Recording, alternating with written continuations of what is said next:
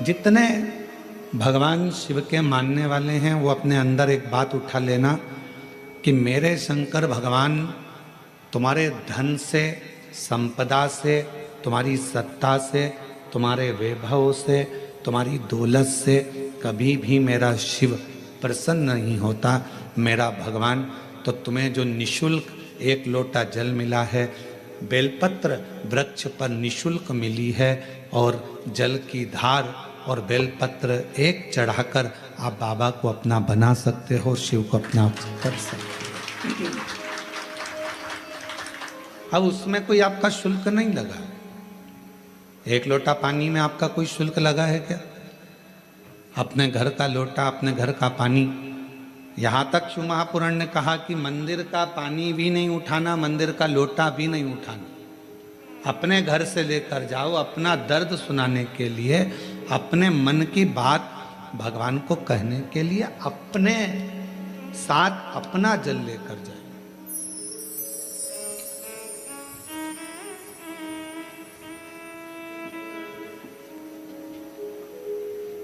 शिव महापुराण की कथा तो यहाँ तक कहती है कि भगवान की कोई भी स्तुति अगर आपको करना है तो अपने दिल में जो बात आए वो भगवान से कहो।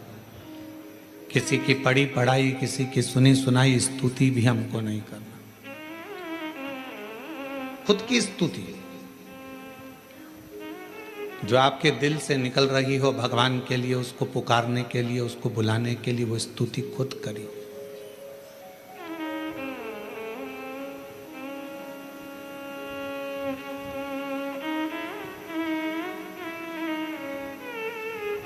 हम ये भी नहीं कहेंगे कि आप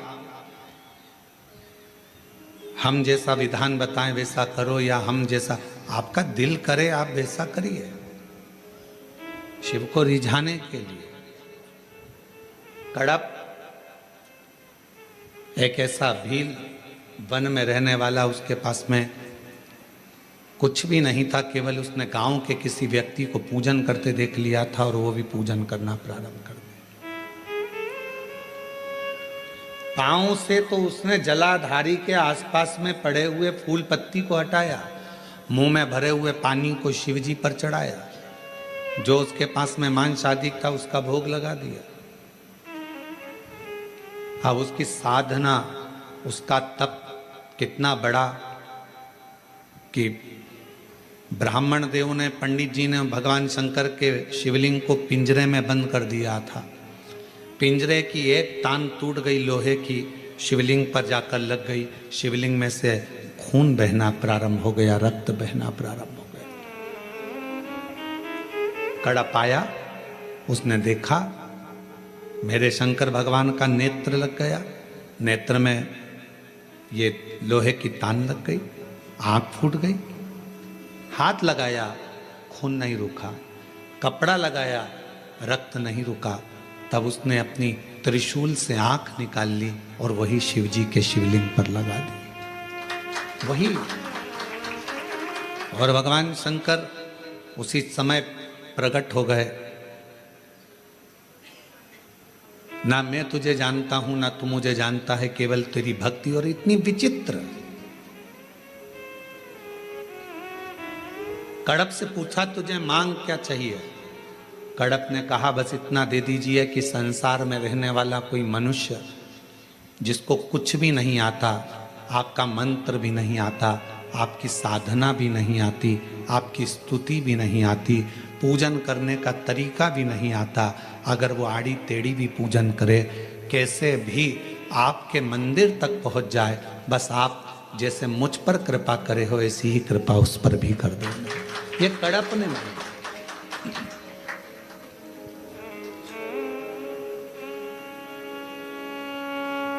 मेरे शंकर भगवान तुम्हारी स्तुतियों से, मेरे शंकर भगवान तुम्हारे बहुत सारा कि 100 लोटे जल चढ़ाओगे तो शंकर जी प्रसन्न होंगे, 1.25 लाख बेलपत्र चढ़ाओगे तो शिव जी प्रसन्न होंगे।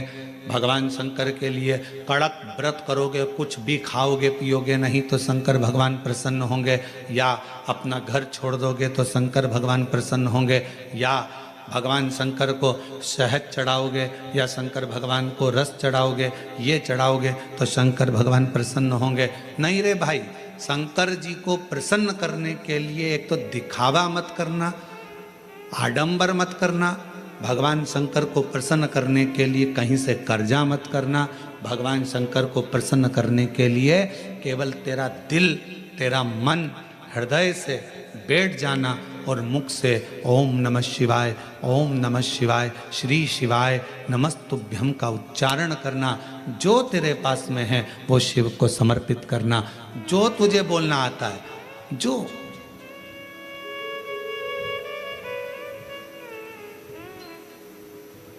छोटा सा बच्चा तोतला बोलता है, माँ को अच्छा लगता है कि नहीं लगता है? बोलो, जम के बोलो, लगता है। छोटा सा बच्चा किसी से भी अगर तोतरी भाषा में बोलेगा सबको अच्छा लगेगा। तोतरा बच्चा, छोटा बच्चा गाली भी दे देगा तो सबको अच्छा लगेगा। वही बच्चा बड़ा हो जाए, बड़ा होने के बाद गाली बक दे तो लड़ाई हो जाए।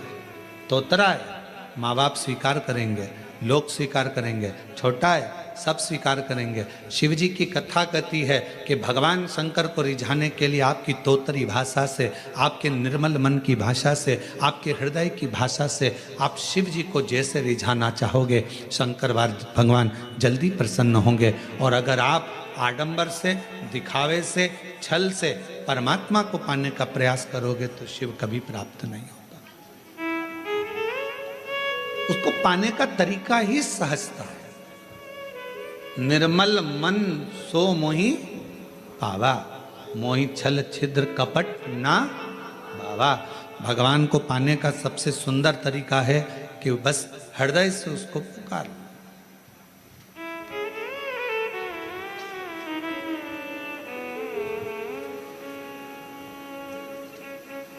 बारिश पड़े तो छाता लिया जाता है और दुख पड़े तो शिव का नाम लिया जाता है। केवल जब दुख आए, तकलीफ आए, कष्ट आए, परेशानी आए, थोड़ा सा भी जीवन में अगर लग रहा है कि हमारी कष्ट की जिंदगी चल रही है, हमारे परेशानी का जीवन चल रहा है, उस समय पर शिव नाम लेना प्रारंभ कर दो। श्री शिवाय नमस्तुभ्यम कहना प्रारंभ कर दो। धीरे धीरे उसका नाम उच्चारण करना प्रारंभ कर दो। घर के दरवाजे पर श्री शिवाय नमस्तुभ्यम लिख दो। गाड़ी पर, बंगले पर, दुकान पर, जायदाद पर उसका नाम लिख दो कि अब हमारे बस का नहीं है, लोग हमको तकलीफ दे रहे हैं, कष्ट दे रहे हैं, अब दुनिया हमारे से नफरत कर रही है, पर मेरे बाबा तू मुझे निभा लेना। पूरी जमीन, जायदाद, मकान, गाड़ी, खुद सब कर श्री शिवाय नमस्तुभ्यम लिख दो, उसके सुप्रत कर दो। एक बहन ने एक पत्र लिखा था कल कि रुद्राक्ष क्यों पहना जाता है, तुलसी की माला क्यों पहनी जाती है? रुद्राक्ष पहनने का कारण क्या है? तुलसी की माला पहनने का कारण क्या है? क्यों रुद्राक्ष पहना जाए, क्यों तुलसी की माला पहनी जाए, उसका कारण क्या है? हम आपसे पूछते हैं, सब बोलना। एक कटोरी में शक्कर ले लो, ठीक है, उसमें तुलसी का थोड़ा सा दल डाल दो, क्या बन गया? जम के बोलो, प्रसाद बन गया। भोजन है, भोजन की थाली में जब तक तुलसी का दल नहीं डाला तब तक वो प्रसाद नहीं हुआ। तुलसी का एक पत्ता, थोड़ा सा दल भोजन की थाली में डल गया, क्या बन गया? प्रसाद। इतना बड़ा भगोना भरकर नुक्ति बनी है, सेव बना है, प्रसाद बना है, उसमें थोड़ा सा तुलसी का दल डाल दो, क्या बन गया? प्रसाद बन गया। अब शिव का प्रसाद कैसे बनता है? तो कहा भगवान के प्रसाद में जो सामग्री हो उसमें बेलपत्री डाल दीजिए, रुद्राक्ष का भाग उसके अंतर्गत, अर्थात भगवान शंकर स्वयं माँ महागौरी से कहते हैं, हे महागौरी, हे गौरी, हे महागौरी। जैसे तुलसी भोजन में डालने पर प्रसाद बन जाती है, उसी तरह संसार का मनुष्य जब किसी रुद्राक्ष को अपने गले में धारण करता है तो वो मेरे लिए प्रसाद बन जाता है, मेरा अपना बन जाता है। उसको मैं स्वीकार कर लेता हूं, वो मेरा अपना है। अब प्रसाद को आप लोग नाली में फेंकते हो क्या? प्रसाद को आप गटर में फेंकते हो क्या? प्रसाद को आप कहीं गलत जगह डालते हो क्या? नहीं, क्योंकि वो प्रसाद बन गया। गले में अगर रुद्राक्ष की माला आ गई, एक रुद्राक्ष तुम्हारे गले में लाल धागे में पड़ा हुआ है, तुलसी की माला तुम्हारे गले में पड़ी हुई है, आप भगवान का प्रसाद हो। अगर चलते फिरते मौत का किसका ठिकाना, मृत्यु का किसको भरोसा, कब प्राण छूट जाए। अगर हमारे गले में रुद्राक्ष पड़ा है, तुलसी की माला पड़ी है और हमारे प्राण छूट भी गए, तो हम वो प्रसाद हैं कि हमें नरक में नहीं पटका जाएगा, गलत जगह पर नहीं पटका जाएगा, हमको श्रेष्ठ जगह पर रखा जाएगा। प्रसाद को नाली में नहीं डालते, प्रसाद को गटर में नहीं डालते। रुद्राक्ष पहनने वाला, तुलसी की माला धारण करने वाले को गलत जगह पर नहीं भेजा जाता, गलत जगह पर। आप गले में अगर रुद्राक्ष धारण करते हो तो शिव का प्रसाद हो। और जितने शिव भक्त इस ऑनलाइन शिव महापुराण की कथा को आस्था चैनल पर श्रवण कर रहे हैं, फेसबुक यूट्यूब पर सुन रहे हैं और सोशल मीडिया पर इस कथा को अगर श्रवण कर रहे हैं, तो उनसे कहूँगा अपने गले में एक रुद्राक्ष अवश्य डालो। तुलसी की माला भी अगर है तो भी एक रुद्राक्ष जरूर डालो। क्यों? अगर गूगल पर सर्च करोगे, फेसबुक यूट्यूब पर सर्च करोगे, इंस्टा पर सर्च करोगे, तो उसमें आपको मालूम पड़ेगा एक रुद्राक्ष यदि हमारे गले में होता है तो हमारी बीपी, शुगर, थायराइड, इन सब को लेवल में रखता है।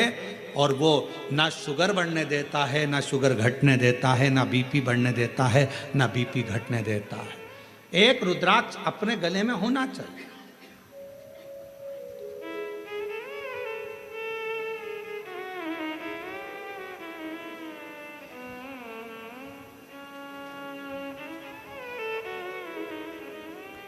एक शिवा भगत की एक कथा आती है। मालती का एक पुत्र था शिवा, उसको लोग शिव कहते थे। क्यों? क्योंकि मालती के घर में कमाने वाला कोई नहीं था, ससुर के प्राण छूट गए थे, पति शरीर से विकलांग था और मालती मेहनत करती, परिश्रम करती। घर में एक बेटे का जन्म हुआ जिसका नाम शिव के ऊपर शिवा रखा।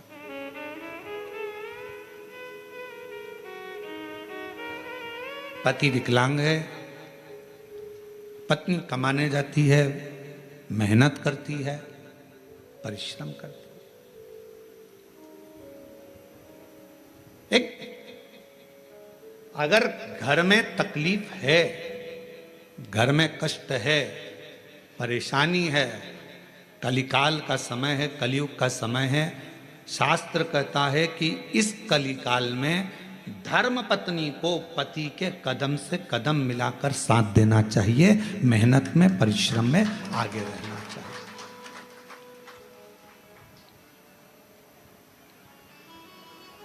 वो समय गया जिस समय पर नारी केवल चौके का काम करती थी और लोग गाली देते थे, अपशब्द कहते थे, ताना देते थे, वो घर में रह लेती थी।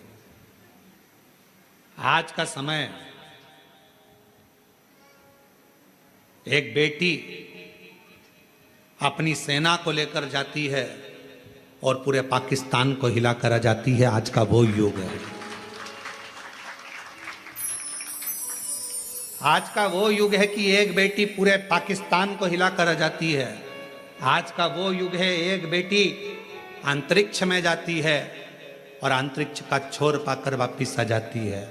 आज का वो युग है एक बेटी साइंटिस्ट बनकर पूरे साइंटिस्टों को ज्ञान प्रदान करती है। आज का वो युग है, आज की बेटी collector, SP, IG, DIG, commissioner और बड़े बड़े अधिकारी और मंत्री के पद पर बैठती है। आज का वो युग है, वो गया समय, एक कलिकाल का समय, कलयुग का समय। और ये किसने दिया? कोई तुमसे पूछे कि एक स्त्री को आगे करने का अधिकार किसने दिया, तो तुम कह देना भगवान शंकर ने दिया। कहां? तारकासुर जैसा असुर सामने था, विदल उत्पल नाम के असुर सामने थे, महिषासुर सामने था,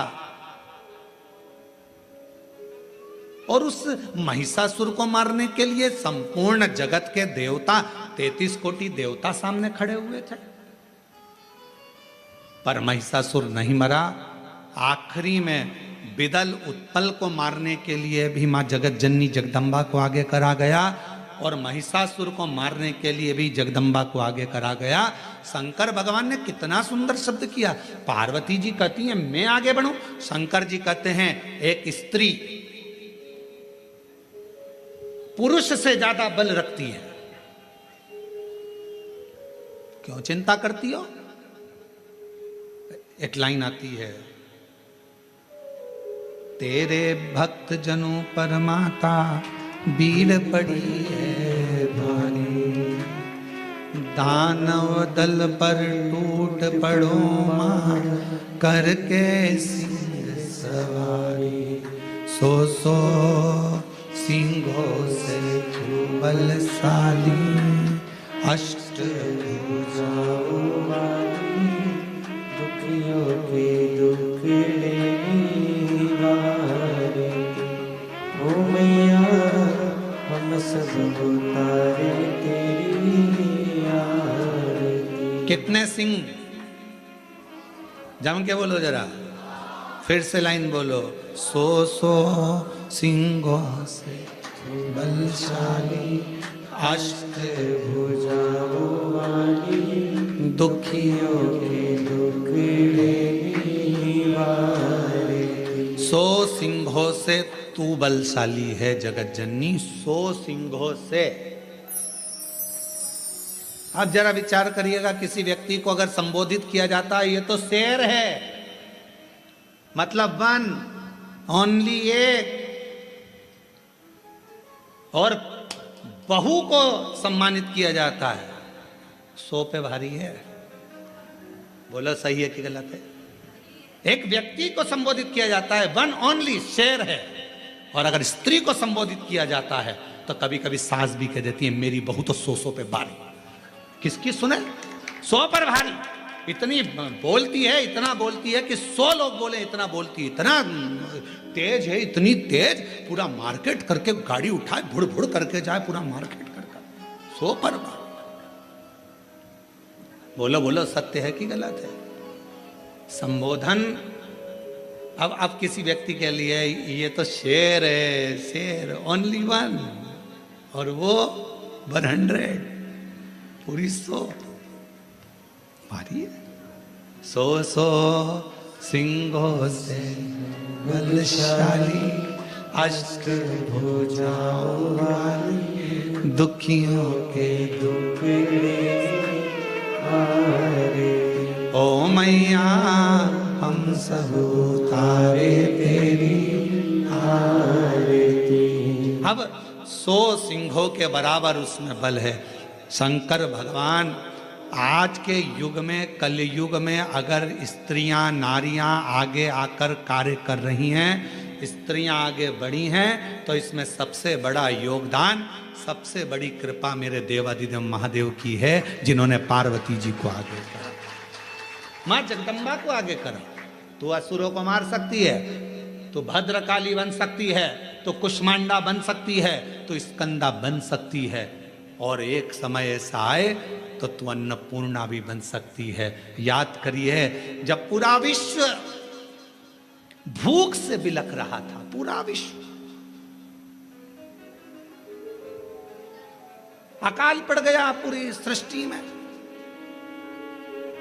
तड़पने लगे लोग, पक्षी मरने लगे, पशु मरने लगे, मानव मरने लगे, कुछ नहीं बचा। शिव अखंड समाधि में डूबे हुए थे, और शंकर भगवान अखंड समाधि में थे। देवता आए शिव जी से प्रार्थना करने के लिए, शिव जी उठते नहीं। ब्रह्मा जी आए, शिव जी उठते नहीं। इंद्र आए, शिव जी उठते नहीं।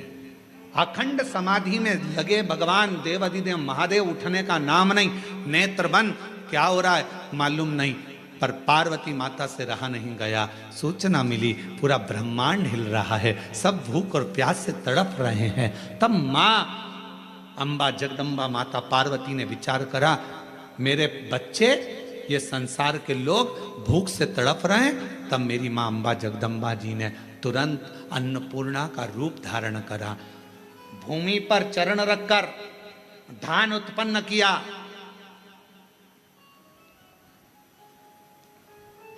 धान उत्पन्न किया और चरण रखकर धान लेकर मेरी माँ थोड़ा सा अन्न का भाग लेकर, जो मेरी अन्नपूर्णा माता ने जीवों का भरण पोषण करना प्रारंभ करा, तो माता जी को अन्नपूर्ण सदा पूर्ण शंकर प्राण वल्लभ है।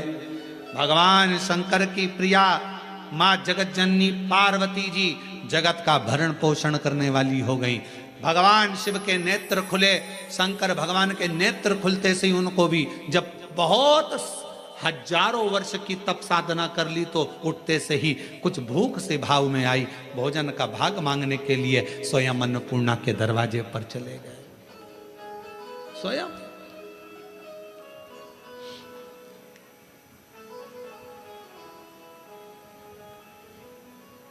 जब जगत पूरे विश्व में हाहाकार मचती है तो वो अन्नपूर्णा बन जाती है। अगर नारी को अगर शक्ति दी है तो किसने दी? शिव ने। शंकर भगवान के सारे चरित्रों को उठाकर देखिएगा, केवल देवाधिदेव महादेव अपना अर्ध नारीश्वर स्वरूप का दर्शन कराते हैं। आधा शिव आधा पार्वती। पार्वती तू मेरी शक्ति है, शक्ति ही शिव है और शिव ही शक्ति है, दोनों। अब उसको समझने वाला समझे, ना समझने वाला ना। मालती बेटे का नाम शिवा रख दिया। पति पांव से विकलांग था, करता कुछ नहीं था, अकेली मेहनत करने जाती है, परिश्रम कर। अब दुनिया की रीति है, जब एक नारी पुरुष की तरह आगे बढ़कर काम करती है और आगे बढ़ने का प्रयास करती है, तो दुनिया के लोग ताना देने का प्रयास करते हैं। उसका विल पावर कमजोर कैसा करा जाए, उसको तोड़ा कैसे जाए, उसको झुकाया कैसे जाए, उसको अंदर से तोड़ने का प्रयास करते हैं। पर जितनी भी मेरी बेटियां इस कथा को सुन रही हैं, जितनी मेरी जीजियां इस कथा को सुन रही हैं, जितनी मेरी माताएं इस कथा को श्रवण कर रही हैं, दुनिया का कोई व्यक्ति तुम्हें कितना भी ताना दे दे, कितनी भी गाली दे दे, तुम्हारे ऊपर कितना भी अपशब्द कह दे, तो भी अंदर से टूटना मती, दमदारी से चलते रहना, आगे बढ़ते रहना। तुम्हारा कर्म तुम्हारा जवाब देगा, तुम्हारा कर्म तुम्हारा जवाब देगा। तुम तो बढ़ते चलो, हाथी की अलमस्तता में आगे बढ़िए, कुत्ते पीछे चिल्लाते रहेंगे। कुत्तों की वो औकात नहीं होती जो सामने आकर भोग दें, कुत्ता हमेशा पीछे ही भोगता है। तुम अपनी अलमस्ती में चलो मेरी बहनों, तुम अपनी अलमस्ती में चलिए मेरी जीजियों, अपनी लगनता, अपनी कर्मता। मैं मेहनत करूंगी, पढ़ाई करूंगी, परिश्रम करूंगी, मैं आगे बढ़ूंगी। लोग ताना देंगे, अपशब्द कहेंगे, गालियां देंगे, आपके बारे में आड़ा टेढ़ा विचार रखेंगे, पर आप एक हाथी की तरह बढ़ते चले जाना, क्योंकि कुत्ता पीछे ही भौंकता है, हाथी के सामने नहीं आ पाता। कुत्ते का काम है पीछे भौंकना, वो हाथी के सामने नहीं आ पाता, क्योंकि कुत्ते को भी मालूम है कि हाथी के पांव में वजन है, सामने आऊंगा तो दुमस देगा, इसलिए कुत्ता केवल पीछे ही भौंकता है, उसके वहीं तक सामर्थ्यता है।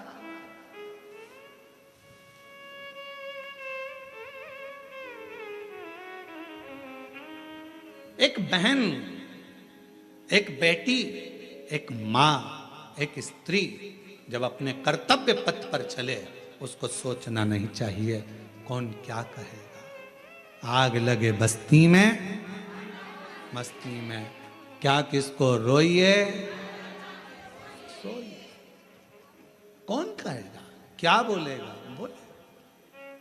हम तो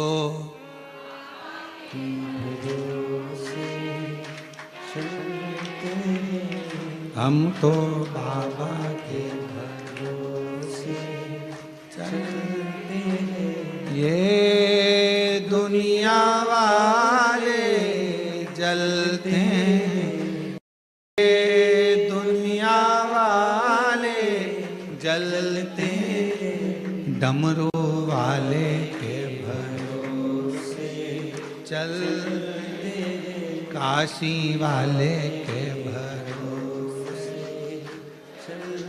अपनी मस्ती में मेरी बहनों, मेरी जीजियों, मेरी बेटियों, अपनी मस्ती में अपने कर्तव्य पथ पर आगे बढ़ो। गली गली में कुत्ता मिलेगा, क्या हाथी सबसे भिड़ता है? बोलो बोलो, जम के बोलो। गली गली में कुत्ता मिलेगा, क्या हाथी सबसे भिड़ता है? नहीं। हाथी को मालूम है ये भोगता रहेगा, अपन बढ़ते रहेंगे, फिर अगले गांव जाएंगे, फिर अगली जगह जाएंगे, फिर चिल्लाएंगे। इनका फर्ज है चिल्लाना, क्योंकि पैदा ही इसलिए हुए हैं कि इनको चिल्लाना ही है। अपना कर्म, अपना कर्तव्य, अपने को आगे बढ़कर जाना, अपना कर्तव्य,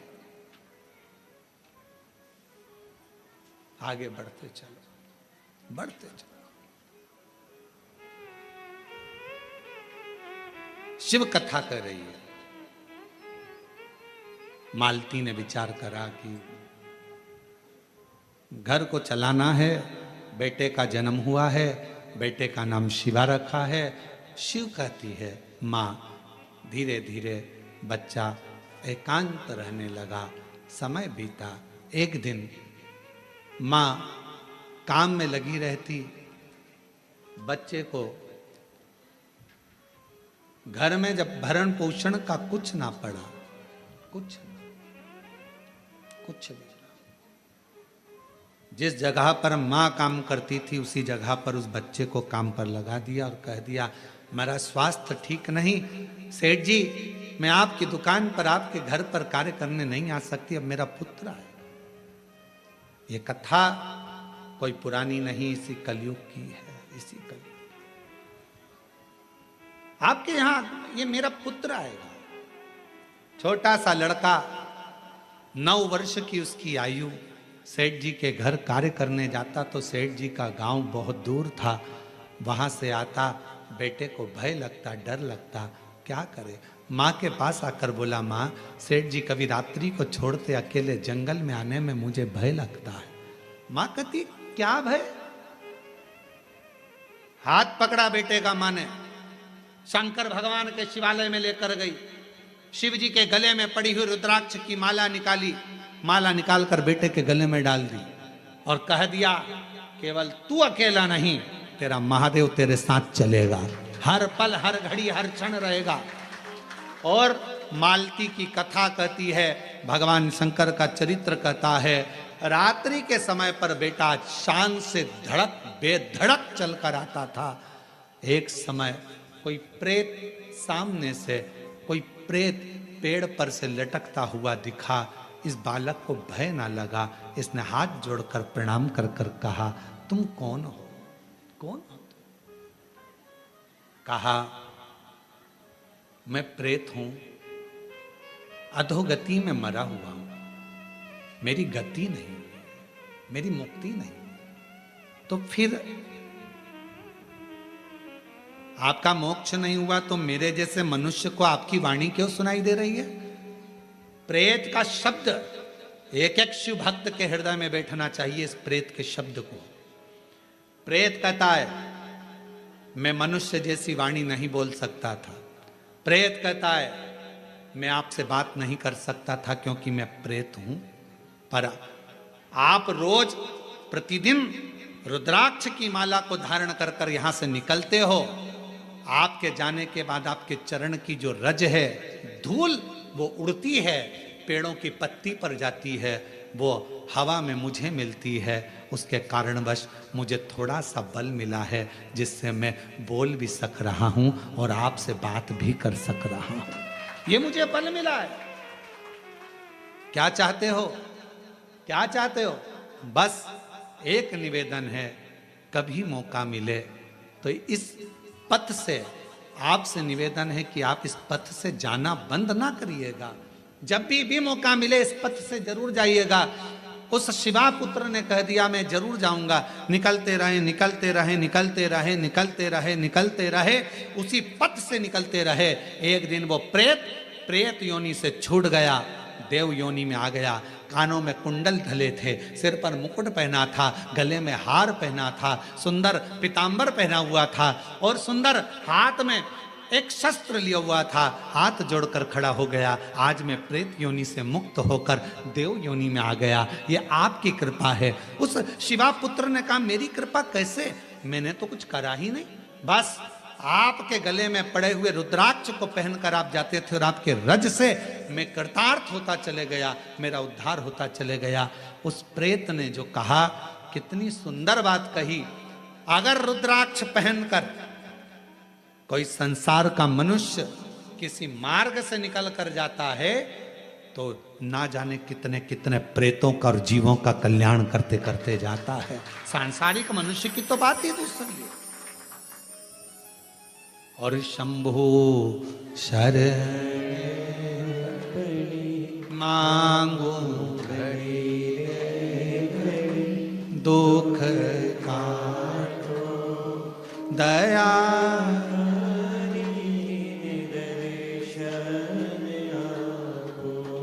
शंभु शरण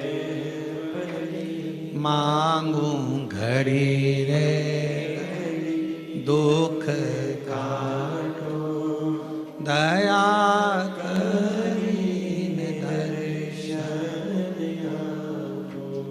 एक प्रेत की भी गति रुद्राक्ष धारण करने वाले जीव से हो जाती है। माताएं कहती हैं कि रुद्राक्ष पहनना चाहिए, क्यों नहीं। हम तुलसी की माला पहने कि रुद्राक्ष पहने, दोनों पहनो, कोई दोष तो नहीं लगेगा। कहां लिखा कि तुलसी पहनने वाले को रुद्राक्ष नहीं पहनना चाहिए, रुद्राक्ष पहनने वाले को तुलसी नहीं पहनना चाहिए। जब भगवान राम भगवान शंकर जी की आराधना करते हैं और शंकर जी भगवान राम की आराधना करते हैं तो दोनों के लिए समता है। किसी के लिए ना तुलसी से बैर ना रुद्राक्ष से बैर, दोनों धारण कर सकते।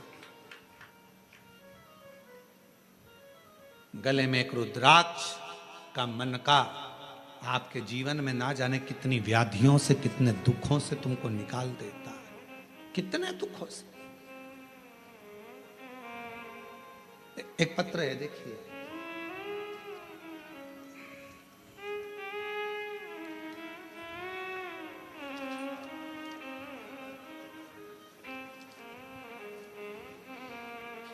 रुक्मणी पटेल, शिव नारायण पटेल, ग्राम रामपुर, जिला कोरबा, रामपुर करतला, छत्तीसगढ़ से हैं। 12 वर्ष तक मेरे यहाँ संतान का सुख नहीं हुआ। हमने मेडिकल टेस्ट कराया, टेस्ट बेबी करवाया, सब कुछ करवाया, पर संतान का सुख नहीं हुआ। तब किसी ने कहा कि सफेद आंकड़े की जड़ का प्रयोग करो और भगवान शंकर का पशुपति व्रत करो, टीवी पर कथा आती है वो सुनो। हमने सब कुछ किया, फिर बाद में जब संतान का सुख नहीं आया तो फिर वापस व्रत किया और कोकड़ी में आपकी कथा थी वो श्रवण करी। बाबा की ऐसी कृपा हुई गुरुदेव, मेरे बाबा ने 12 साल के बाद मुझे संतान दी। मैं बाबा को प्रणाम करती हूँ।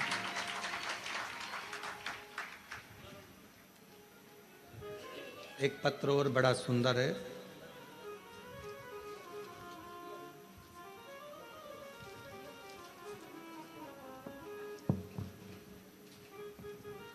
एक रुद्राक्ष के जल की क्या महत्वता है इस पत्र में देखिए। मेरा नाम श्रीमती रितु डिक्सेना, ग्राम हरदी बाजार में रहती हूँ। हरदी बाजार की पुत्र वधू हूँ। बाबा, शादी के 12 वर्ष के बाद 2023 में मेरे गर्भ में मुझे तकलीफ हुई।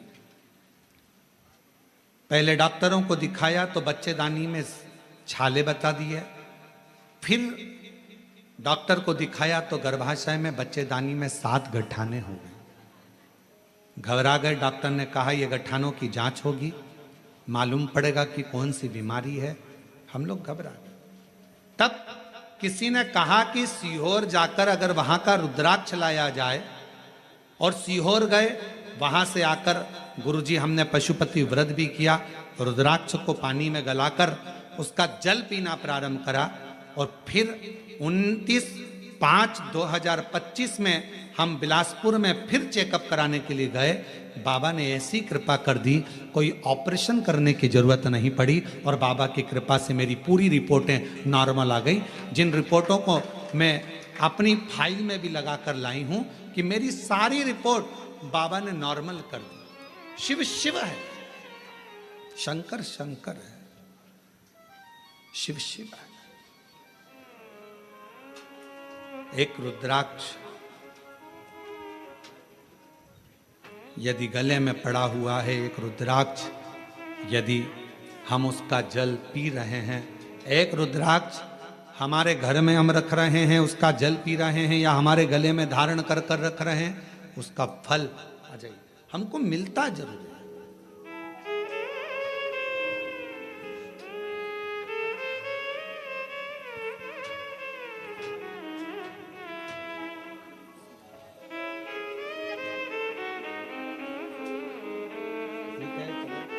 इसको हो गया था प्रॉब्लम, ठीक है।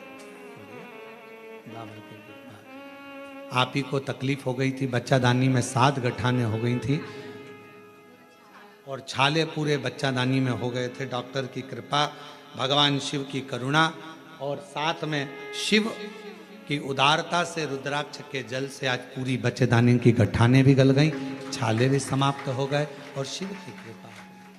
और तेरी कृपा का क्या है भरोसा, कब किस पर हो जाए, जरा सी हम पर कर दो, जरा सी हम पर कर दो। तेरी कृपा का क्या है भरोसा, कब किस पर हो जाए, जरा सी हम पर कर दो, जरा सी हम पर कर दो। जिस पर भी हो गई तेरी कृपा करुणा, वो भव पार हुआ, भव पार हुआ। पापी हो चाहे जितना, उसका भी बाबा उद्धार हुआ, उद्धार हुआ। गिद्ध अजामिल गणिका जैसे तेरे मन को भा, जरा सी हम पर कर दो, जरा सी हम पर कर दो। तेरी कृपा का क्या है भरोसा, कब किस पर हो जाए, जरा सी हम पर कर दो, जरा सी हम पर कर दो। शिव कृपा, शिव करुणा। एक छोटा सा रुद्राक्ष गले में पड़ा रहने, डले रहने, कितनी कितनी तकलीफों से, कितने कितने दुखों से, कितने कितने कष्ट से वो रुद्राक्ष आपको निकाल देता, कितने कष्टों से।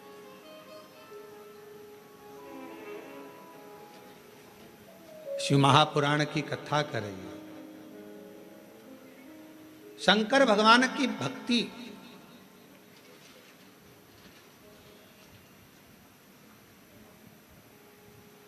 किसी का भला करने में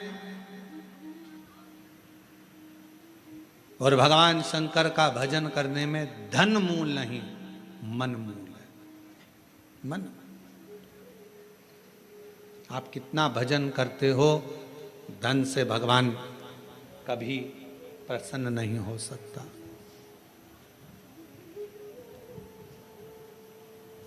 धन से भगवान कभी प्रसन्न नहीं, आडंबर से भगवान कभी प्रसन्न नहीं हो सकता। क्या था माता पार्वती जी के पास में? जिस समय मां पार्वती जी की अवस्था 6 वर्ष की हो गई और मां पार्वती जी अपना भवन छोड़कर वन में चली गई अपनी सहेलियों के साथ, एक गुफा में प्रवेश कर गई माता पार्वती जी। छोटी सी गुफा में रहकर माता पार्वती जी ने तप साधना प्रारंभ कर दी। क्या था पार्वती जी के पास में? ना माँ पार्वती जी हिमालय राज की नगरी से ना पात्र लेकर गई थी, ना पूजन का कोई सामान लेकर गई थी।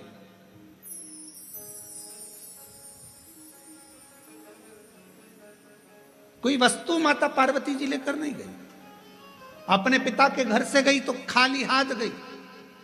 अपनी सहेलियों के साथ, सखियों के साथ गुफा में बैठकर भगवान का तप करने बैठ गई। जब पार्वती जी ने देखा कि मैंने हजारों समय निकाल दिया, वर्ष निकाल दिया, शिव जी प्रसन्न नहीं होते, शंकर भगवान सामने आते ही नहीं। और आपको पहले भी कथा में कहा, तप से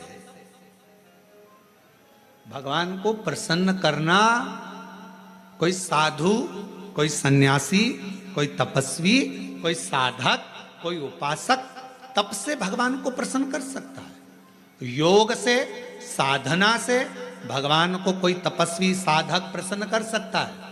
आप और हम तो कलयुग में रहने वाले हैं। आप तप करते हो क्या? आप करते हो तो बात दूसरी, हमसे तो नहीं बन पाता। हमसे तो केवल एक ही काम बनता है, सारी समस्या का हल जल। तब हमसे भी नहीं बनता। कोई हमसे कहे तुम साधना में बैठते हो, नहीं साहब, हम तो एक ही काम करते हैं। जय सुबह से लेकर शाम तक जितना समय मिलता है, श्री शिवा नमस्तु, श्री शिवाय नमस्तु। फिर कोई पूछे आपने क्या खाना छोड़ दिया, आप क्या फलाहार करते हो, तो हम जहाँ रुके हुए हैं वहाँ आकर हमारी जीजियों से पूछना, जो प्रसाद बनाती हैं उनसे पूछना क्या व्रत रखते हैं? नहीं, भोजन करते, 2 रोटी सुबह, शाम को 1.5 रोटी, इससे ज़्यादा नहीं। भजन का बल, स्मरण, अपनी भक्ति। और छत्तीसगढ़ आते हैं तो चावल जरूर खाते हैं, वो जरूर पाते हैं। बाकी की जगह पर अगर कथा करने जाते हैं तो अपना सुबह का 2 रोटी है, शाम की 1.5 रोटी है, चावल प्रसाद भी नहीं लेते।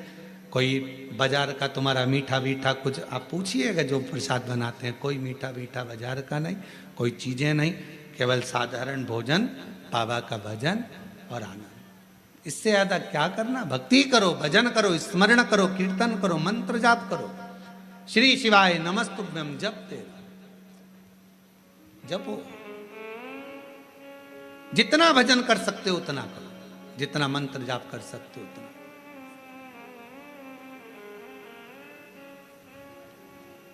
और हम तो शर्मा जी आपसे भी कहेंगे, हमारा जो प्रसाद बनता है उसमें थोड़ा प्रसाद कभी योग बन जाए तो पाना। शंकर जी की प्रसादी कभी योग बने तो जरूर लीजिए प्रसाद का भाव। और बनाने वाला भी कौन होता है? माताएं तो रोटी सेकती हैं और हमारे पंडित जी सब्जी से बनाते हैं, या आशीष भैया सब्जी बना देते हैं। जो भाजी अपने बच्चे लोग बनावे, पा लिया आनंद। शिव तत्व की प्राप्ति हो, शिव तत्व। ना हमसे तप बनता, और हमें भरोसा है आपसे भी नहीं बनेगा। आपसे कोई कहते पेड़ के नीचे बैठी रहे, सिर पे पल्लू लेके बैठी 4 घंटे तो बनेगा? घर छोड़ सकते हो? नहीं। नदी पर जाकर बैठ सकते हो? थोड़ा सा नदी में पानी बड़ा, बारिश में तो पीछे खसक जाओगे, तुरंत नहीं बन सकता। ना हमसे तप बन रहा है, ना साधना बन रही है, ना हमसे कोई ऐसा व्रत बन रहा है। पहले के व्रत आज के व्रत में अंतर है। आज के व्रत में तो पेट भरकर फराल कर लो, फिर भूख लग जाती है, फिर सेव फल खा लिया, केला खा लिया, पपीता खा लिया, रात्रि के फिर फलहार की तैयारी, फिर वो खाने के बाद फिर दूध पीने की तैयारी, फिर आधी रात को फिर पति को नींद नहीं आ रही, पति बोले तेरा व्रत है, हाँ आज एकादशी है। पति ने मन में सोचा 11 बार खा लेती एकादशी पूरी हो जाती, क्यों ना खा। व्रत नहीं, ना हम तप कर पा रहे, ना साधना कर पा रहे, ना व्रत कर पा रहे कली काल में। इसलिए तुलसीदास बाबा ने लिख दिया, कलयुग केवल नाम आधारा। इसलिए तुलसी बाबा ने लिखा कलयुग में कुछ नहीं बने तो एक काम करो, राम राम राम राम जपते रहो, शिव नाम जपते रहो, कृष्ण नाम जपते रहो। तुम्हारे दिल में जो बैठ जाए, जिसका तुम भजन कर सकते हो उसको भजो। भगवान का भजन करने में मन लगा लो। तुम जितना जपोगे आडंबर से दूर रहोगे, तुम जितना जपोगे सबसे दूर रहोगे। इसलिए कलिकाल में एक नियम बना लिया, सारी समस्या का हल जल। फुर्सत मिले 2 मिनट जाओ, शंकर जी को जल चढ़ाओ। अपने शिव के लिए अगर तुम 2 मिनट का समय मंदिर जाने का निकाल लोगे तो भगवान शंकर भी अपने समय में से तेरा दुख हरने के लिए तेरे दरवाजे पर आकर खड़ा हो जाए। समय निकालो। आजकल का जमाना यही है, तुम किसी के यहाँ जाओगे तो कोई तुम्हारे यहाँ बोलो तो आएगा। बहन के घर शादी में जाओगे तो बहन तुम्हारे घर शादी में, तुमने अपनी बहू को भेज दिया तो वो भी बहू को भेज देगी। और तुम्हारे जाने में और बहू के जाने में अंतर है। बहू शादी में जाती है, काम वाम नहीं करती, कुर्सी पर डेंटिंग पेंटिंग करके बैठ जाती है। काम करेगी क्या? नहीं। मौसी सास की आई है, फैलारा पड़ा है तो पड़े रहने दो, सामान पड़ा है तो पड़े रहने दो। पर बहन के घर शादी में बहन जाती है, जितना सामान आता है, कपड़े आए, मायरे का सामान आया, सारा सामान संभालती है। मिठाई के डब्बे इधर रखेगी, बर्तन उधर रखेगी, सामान उधर रखेगी, बहन संभालेगी, बहू नहीं। अब तुम्हारे यहाँ शादी में तुमने बहू को भेजा तो उसने भी बहू को भेज दिया। तुम आती तो वो भी, तुमने संभाला तो वो भी संभालती। हमारी जीजी ने हमारे यहाँ काम संभाला था भैया, उसके घर काम आया है, हम भी जाके संभालेंगे क्योंकि हमारी बहन ने हमारे यहाँ संभाला था। उसी तरह जैसे तुम अपने रिश्तेदार को शादी में भेजते हो तो वो अपने रिश्तेदार को भेजता है। अब तुमने कह दिया मम्मी कथा हो रही है तुम चली जाओ, तो भगवान भी कह देगा जब अंतिम समय आएगा, ये मरने वाली है, यमराज तू चले जा, तू चले। और अंतर देखिए, बहन आती तो काम करती, भगवान आता तुझे लेने के लिए भोलेनाथ तो नंदी पर बिठा कर ले जाता, डमरू बजाता बजाता। देवराज ब्राह्मण को लेकर गया था नंदी पर बिठा कर, नरसिंह जी को बैठा कर लेकर गया था। और अगर यमराज आता है तो नंदी पर काय पर बिठा के ले जाता है? नहीं, पाड़े की पूंछ से बांध कर ठोकता ठोकता दे धम दे धम दे धम। खूब मोबाइल पे झूठ बोली थी, दे, खूब दिया। दिन भर चैटिंग में लगी रहती थी, दे। जरा सा कोई गलत लिखता था फेसबुक पे और कमेंट्स करती थी, दे। उंगली पर रखेंगे और दोचेंगे, इसी से चलाती थी खूब व्हाट्सएप, दोचो। चिल्लाएगी क्षमा कर दो, मुझे माफ कर दो, एक बार वंश मोर फिर जन्म दे दो, मोबाइल नहीं चलाऊंगी, और चलाऊंगी तो शिव पुराण देखूंगी, फिर कुछ नहीं देखूंगी। भगवान बोले शिव पुराण की आड़ में चैटिंग करती रहती, दे, दे, दे, फिर मारा लपक के, फिर दो, खूब चलते चलते फिर याद आया मेरी नीले कलर की साड़ी एक बार भी नहीं पहनी। यमराज से कहा भगवान प्लीज क्षमा कर दो, बहुत दुख हो रहा है मुझे। भगवान ने पूछा किस बात का दुख हो रहा है? अलमारी में 3 नंबर के ब्लॉक में नीले कलर की साड़ी रखी है, उसकी फाल लगवा ली थी, चोली भी बनवा ली थी, बस पहन नहीं पाई। मुझे एक बार मौका दे दो, मैं पहन लूं। और हमारे मोहल्ले में नया पार्लर खुला है, उसके पास एक बार भी नहीं गई, कृपा करो। यमराज ने फिर दिया धर के, चल। किस काम की वो जिह्वा जो भगवान का भजन ना कर पाए, किस कान का वो श्रवण जो भगवान की कथा ना सुन पाए, और किस काम का वो मस्तक जो भगवान के आगे झुक ना पाए। किस काम, क्या करे वो शरीर? कि पापीड़ा मुख से राम नहीं निकले, राम नहीं निकले रे श्याम नहीं निकले। वो काई जाने हरि भजना में, जीवन गवाए दियो सजना में। भजना में मन नहीं लगा, सजना में मन लग गया। हम तो कई बार कथाओं में कह देते हैं, लोगों को बहुत बुरा लगता है कि आप जितना समय दर्पण को देती हो ना, जितना समय दर्पण को देती हो ना, जितनी देर कांच के सामने देती हो, पेंसिल से लाइन खींचना, डब्बा भरना, फिर सुरमा लगाना, फिर डेंटिंग पेंटिंग, जितना समय दर्पण में देती हो उसका आधा समय भी अगर मेरे शंकर को दे दिया तो सुंदरता मेरा शिव देगा। आधा समय निकालकर भगवान शिव को दीजिए। और पुरुषों से निवेदन है, जितना समय फालतू की चर्चा में, व्यर्थ की बातों में, व्यर्थ के कमेंट्सों में और व्यर्थ की बातों में लगाते हो ना, उतने में से आधा समय निकालकर मेरे शंकर के मंदिर में अपनी पत्नी को साथ लेकर एक लोटा जल चढ़ाने जा, तेरी पूरी जिंदगी संवर जाएगी। थोड़ा सा समय निकाल। अभी कावड़ चल रही है, पूरे भारत में कावड़िया कावड़ लेकर जा रहे हैं। जितने कावड़िया भारत की भूमि पर कावड़ लेकर जा रहे हैं उनके चरणों को मैं नमन करता हूं। कोरबा की इस भूमि से मैं दंडवत प्रणाम करता हूं कि कावड़िया सनातन धर्म को जागृत कर रहे हैं। एक कावड़िया 50 व्यक्ति को जागृत करता है, सनातन धर्म को मजबूत करता है। मैं उनको प्रणाम करता हूं। जो नवयुग बेटा बेटी, नवयुवक बेटा बेटी, माताएं, बुजुर्ग सब अपने अपने भाव से भगवान की कावड़ लेकर जा रहे हैं। और जो कावड़ियाओं की सेवा में लगे हैं, कावड़ियाओं की सेवा में जितनी बड़ी बड़ी संस्थाएं सेवा में लगी हुई है, आप कभी बाबा धाम जाकर देखो।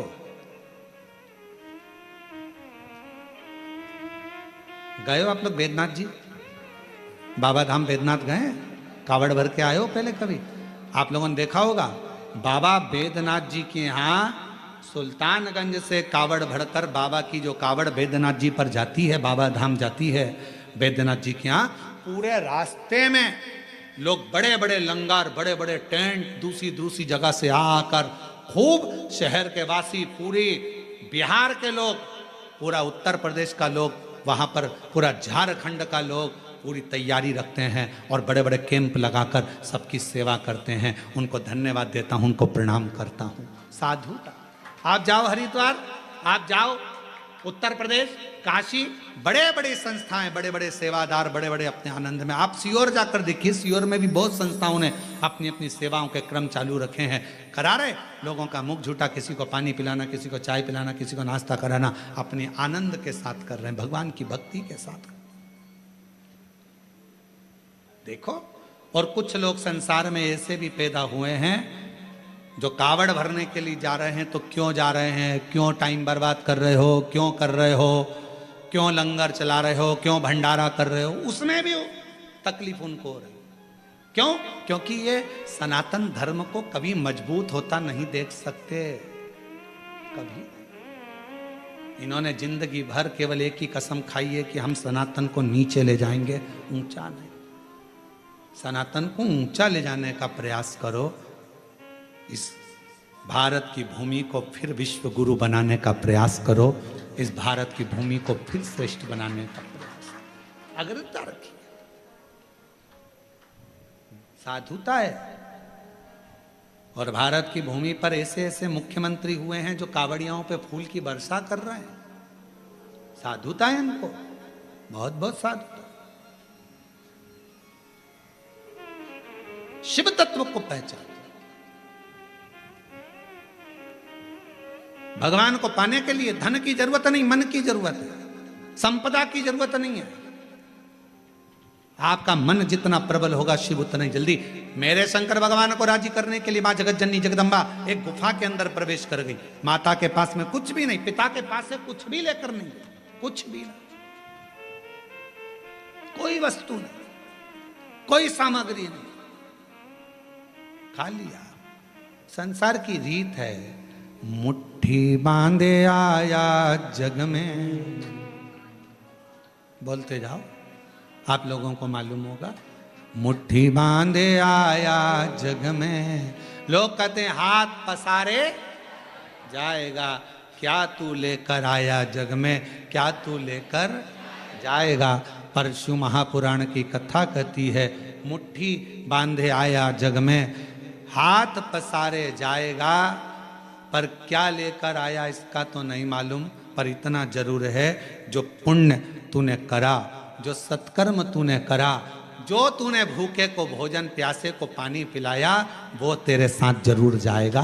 तेरा सत्कर्म तेरे साथ जरूर जाएगा। तेरा सत्कर्म बंद है, बंद है दोनों। तेरा सत्कर्म तेरे साथ जाएगा, तो अच्छा कर्म कर। और जितने अच्छे कर्म से, जितने अच्छे कर्म के अनुसार, जितने कर्म के अनुकूल तू अच्छा कर्म करेगा, उसके अनुकूल तेरे को फल जरूर मिलेगा। फिर निवेदन, मत बुरे कर्म कर बंदे, वरना पछताएगा। भगवान की आंखों से तू बच नहीं पाएगा, तू बच नहीं पाएगा। अरे ओ अज्ञानी मत कर नादानी, अरे ओ अज्ञानी मत कर नादानी। तेरे कर्म का फल भी तू ही पाएगा, जैसा किया तूने तेरे आगे आएगा। मत बुरे कर्म कर बंदे, वरना पछताएगा। भगवान की आंखों से तू बच नहीं, हो गया, तू बच नहीं पाएगा। अरे ओ अज्ञानी मत करना। अपने कर्म का दंड अपने को भोगना, पर दुनिया को अपना कर्म दिखता कहाँ है?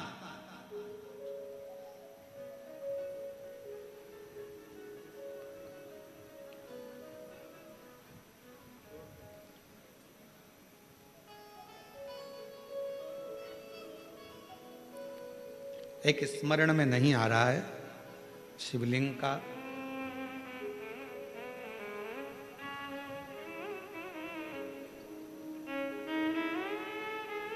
ओमकारेश्वर में कौन कौन गया है? ओमकारेश्वर गए हो आप लोग?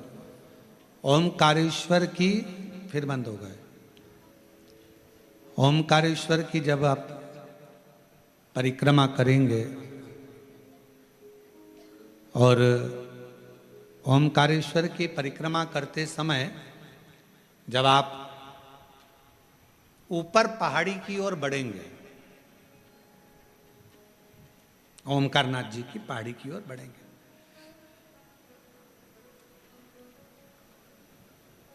एक गौरी केदार मंदिर आता है, गौरी शंकर मंदिर।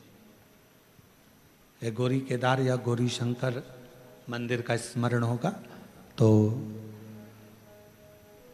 कभी, बहुत प्राचीन मंदिर है, बहुत प्राचीन मंदिर, बहुत प्राचीन। जितने भी लोग ओमकारेश्वर जाएं तो वहां जरूर परिक्रमा मार्ग में ऊपर की ओर जाकर दर्शन करें।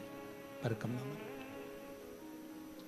बहुत प्राचीन है, कई शताब्दियों पुराना, बहुत प्राचीन, बहुत प्राचीन। वहां एक शिवलिंग है, लगभग 5.5 से 6 फीट की हाइट का,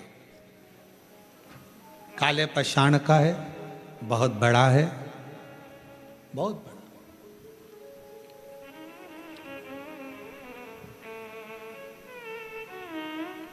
जब मुगलों का राज्य हुआ, उस मंदिर में शंकर भगवान के शिवलिंग में एक बड़ा सा दर्पण लगा हुआ था, एक हीरा लगा हुआ था, एक बड़ा सुंदर दर्पण, बड़ा सुंदर हीरा लगा हुआ, हीरे से परिपूर्ण था शिवलिंग। उस दर्पण का काम क्या था?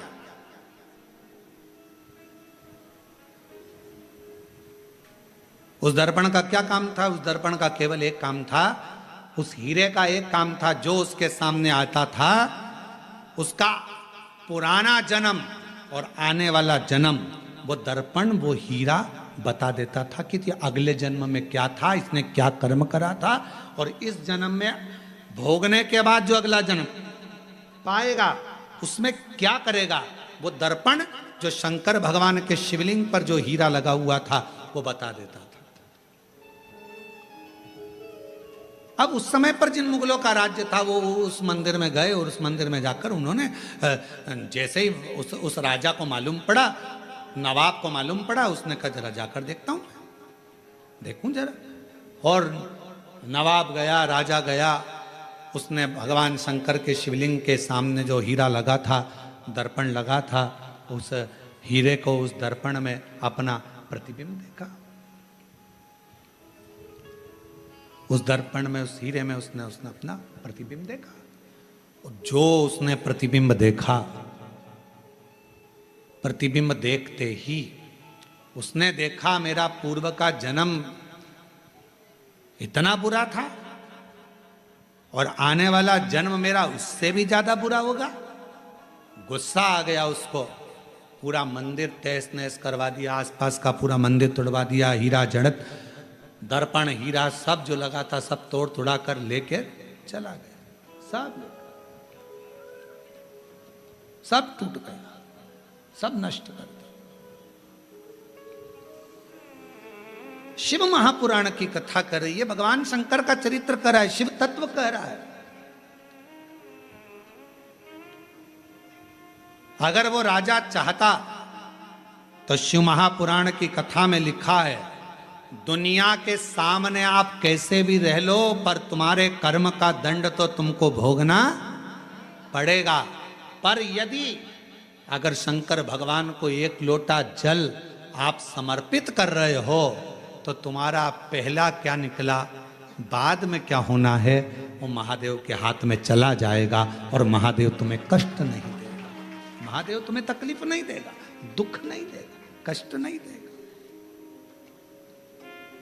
फिर वही लाइन आ गई स्मरण में कि मत बुरे कर्म कर बंदे वरना पछताएगा, भगवान की आंखों से तू बच नहीं पाएगा, तू बच नहीं पाएगा।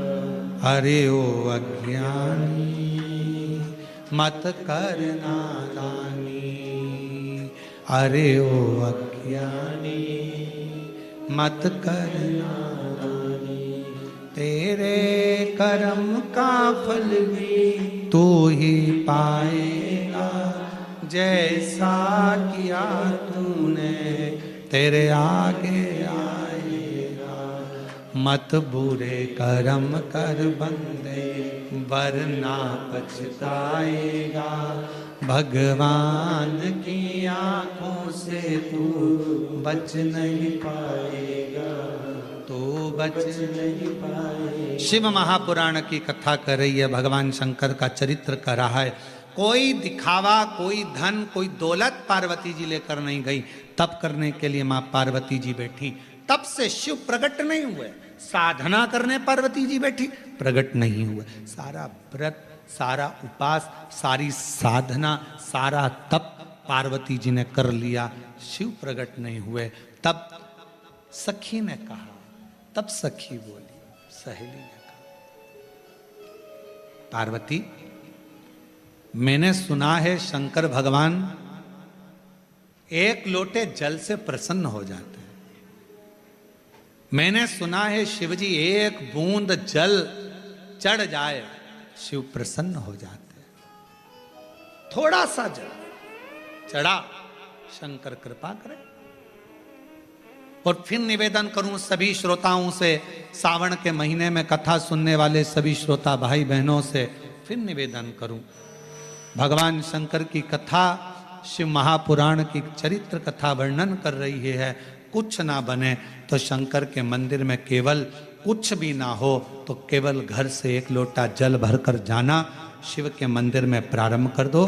मेरा देव अधिदेव महादेव करुणा करना प्रारंभ कर देगा, शंकर करुणा करना प्रारंभ कर